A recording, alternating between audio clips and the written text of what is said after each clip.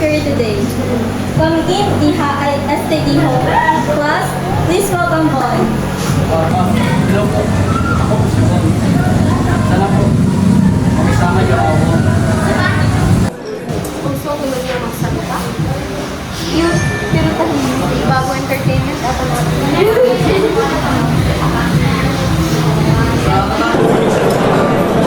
Bon, you may sit beside Kurt. Kurt, please raise your hand. One look and then you iba na. Malagkit, dumikit ang tingin ng mata. Uy, dito, ano? One smile, iba nang ibig sabihin. Be na friends. Relax lang bro. Safe dito. This guy is in love with you, pare. Bading na bading sa'yo. Di na ako Okay, class, let's start the lesson. Please treat Bon with respect, okay?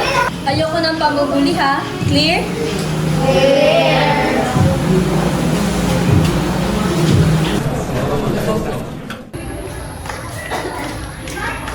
Alam mo, ang tahimik mo. Wala ka bang kaibigan sa dating school? Meron naman, pero hindi ganun kalapit. Basta, nandito lang ako. Sabihin mo lang kung kailangan mo ng kasama.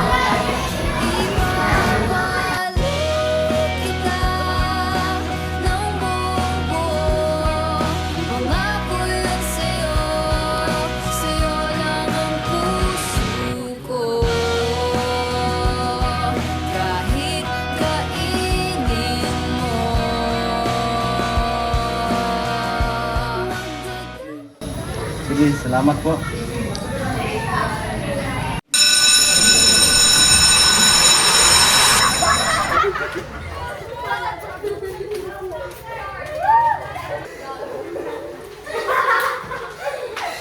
Oy! Ano to? May notebook?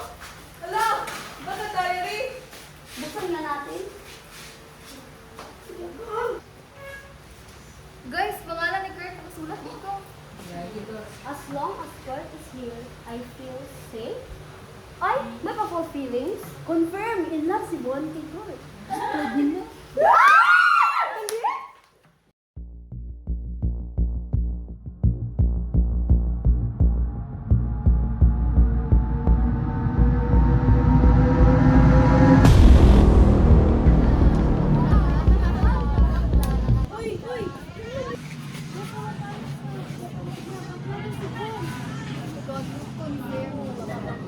Bakla si Bon!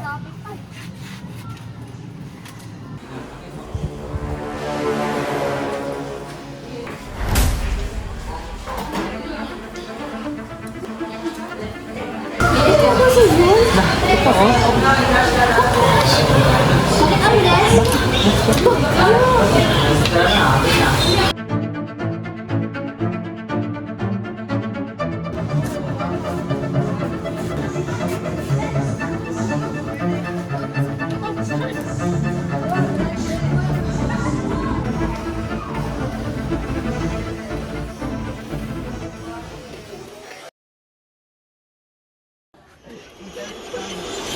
Mon, kailangan natin mag-usap.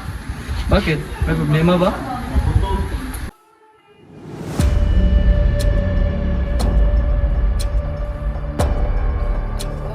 Totoo ba to? Totoo bang may gusto ka sa akin? Kurt, hindi ko sinadya. Ayaw kong malaman mo. Ayaw kong mawala ang pagkakaibigan natin. Bakit mo tinago? Bakit mo sinulat? Diyos ko, Bon. Hindi ako komportable dito. Kurt, please. Hindi ko ginusto ito. Siguro ngayon, huwag mo na akong lapitan. Uy, kami ko, may nagulo.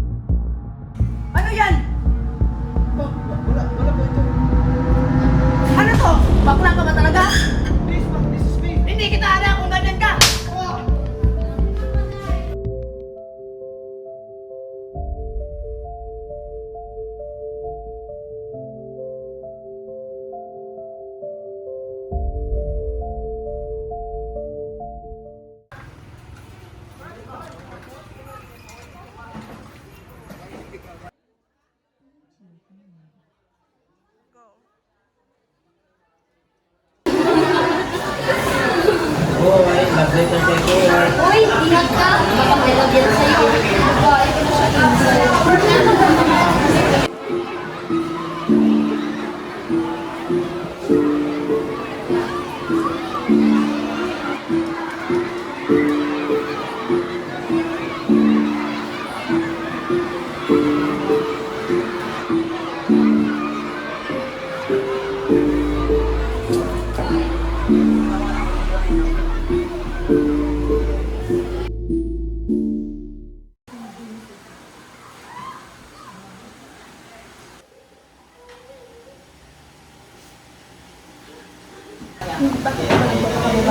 Hindi ka ba naiilang?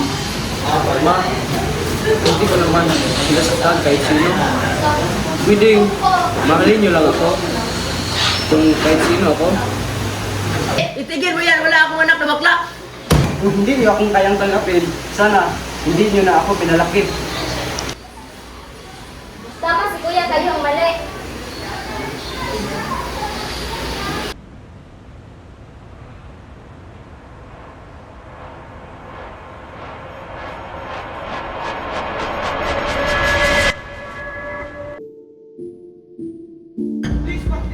Hindi kita alam kung ganyan ka!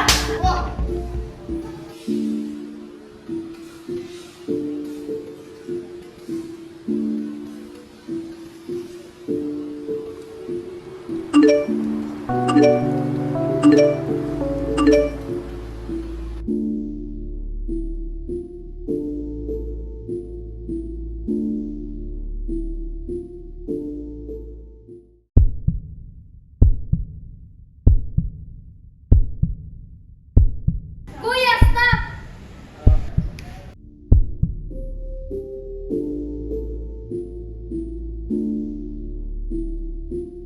Kuya, hindi ka nag-iisa. Please, huwag mo kaming iwan.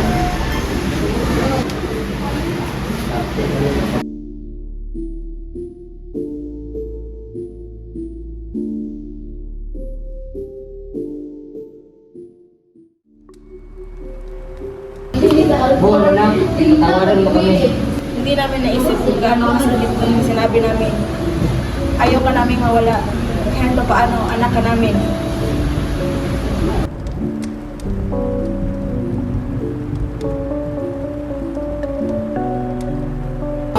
Buon anak, ganyan ka at nagabit ka namin. Hindi ka namin pababayaan.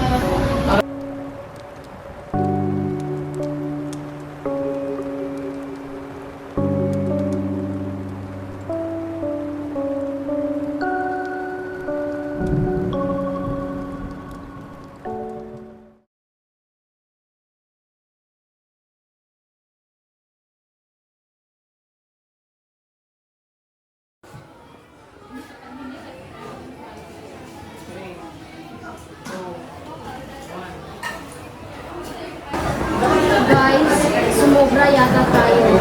Yung kagabi, umiiyak si Renzel. Ba't ang pinangyari mo sa bakal doon?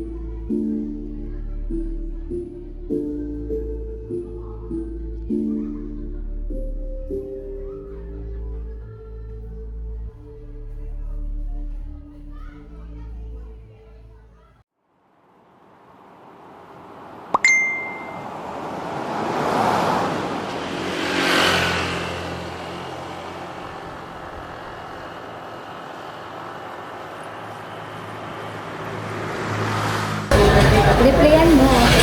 Hindi ka na iniwasan dahil galit siya sa'yo. Natakot na.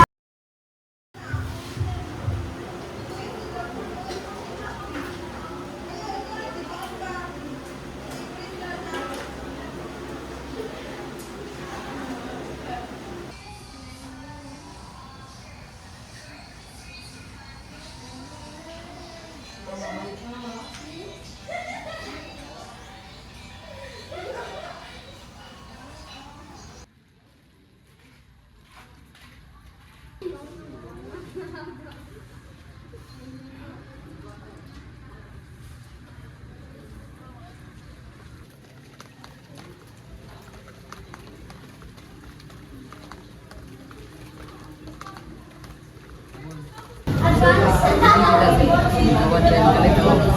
Nataranta lang ako kasi hindi ko alam paano harapin ang feelings mo. Hindi ko naman inasang mahalin mo ako.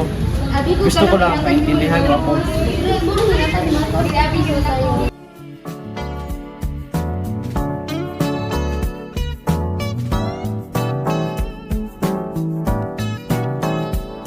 Minsan, hindi natin alam kung gaano kasakit ang salita.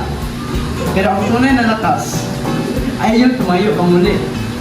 Ang pagiging bakla, hindi kahihiya. Ito ay pagkatao. At lahat tayo may karapat na mahalin at tanggapin ang sarili